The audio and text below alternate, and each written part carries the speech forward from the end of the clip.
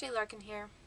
This is the end of what has been rather a long day, rather a trying day, but you know what, pulled through, keep going, keep trucking. There's another day after this and another one after that, and it can only get so bad, and then it really has nowhere to go but up.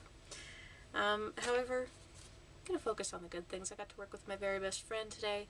When I say best friend, you know, that means different things to different people, but really I have one friend who is just, like, always has had my back, and always will have my back. I have no doubt about that. Just phenomenal, very supportive. We can disagree about stuff and be completely respectful, and we can talk about stuff and joke about stuff, and there's no, like, towing of any lines. She's just an amazing, amazing person. I think if more people were as open-minded and kind and humorous as she was, the world would be a better place as a general rule. If I ever get my book published, the only named, you know, first name basis acknowledgement would be to her, because literally every step of the way she has had my back, which I appreciate very much. Showed off my rejection bag to her today, and she snuck it to the side and put a little heart next to my name, which made me smile. So that's all I have to say about myself. I didn't make my goal of finishing the filler-in bits of the book before October. It is technically now October. Has been for about 45 minutes, but I have to work in about 10 hours, so I need to get some sleep.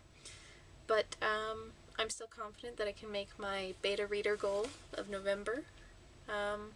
Just have to work hard. I've been reading a lot of Chandler lately. I've mentioned before that he is my favorite author, and it's absolutely true. He wrote in a way that people never wrote before, have never written since. I mean, the style has been done by a few other people, Dashiell Hammett especially, but there's just something very special about Chandler's words. So if you're not into listening to people read from books, unless you actually are paying them to do so, you can go ahead and shut the video off now, because that's what I'm going to do. I'm going to read you a passage from Farewell, My Lovely by Raymond Chandler. It's not my favorite of his novels, but it is a dang good one. Made into the movie Murder in My Suite, which is an oldie but very, very goodie. So this comes from chapter 34. No spoilers unless you actually know what's going on. Maybe light spoilers, unless you know what's going on. Anyway, chapter 34, Farewell, My Lovely by Raymond Chandler. I lay on my back on a bed in a waterfront hotel and waited for it to get dark. It was a small front room with a hard bed and a mattress slightly thicker than the cotton blanket that covered it. A spring underneath me was broken and stuck into the left side of my back. I lay there and let it prod me. The reflection of a red neon light glared on the ceiling. When it made the whole room red, it would be dark enough to go out. Outside cars honked along the alley they called the Speedway. Feet slithered on the sidewalks below my window. There was a murmur and mutter of coming and going in the air.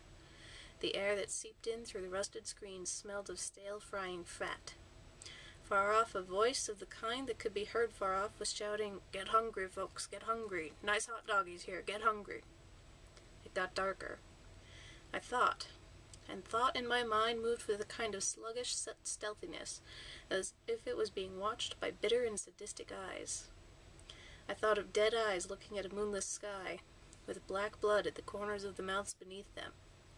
I thought of nasty old women beaten to death against the posts of their dirty beds. I thought of a man with bright blonde hair who was afraid and didn't quite know what he was afraid of, who was sensitive enough to know that something was wrong, and too vain or too dull to guess that it was he that was wrong. I thought of beautiful rich women who could be had. I thought of nice, slim, curious girls who lived alone and could be had too, in a different way.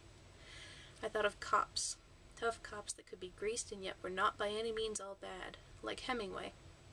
Fat, prosperous cops with Chamber of Commerce voices, like Chief Wax. Slim, smart, and deadly cops like Randall, who for all their smartness and deadliness were not free to do a clean job in a clean way. I thought of sour old goats like Nolte, who had given up trying. I thought of Indians and psychics and dope doctors. I thought of a lot of things.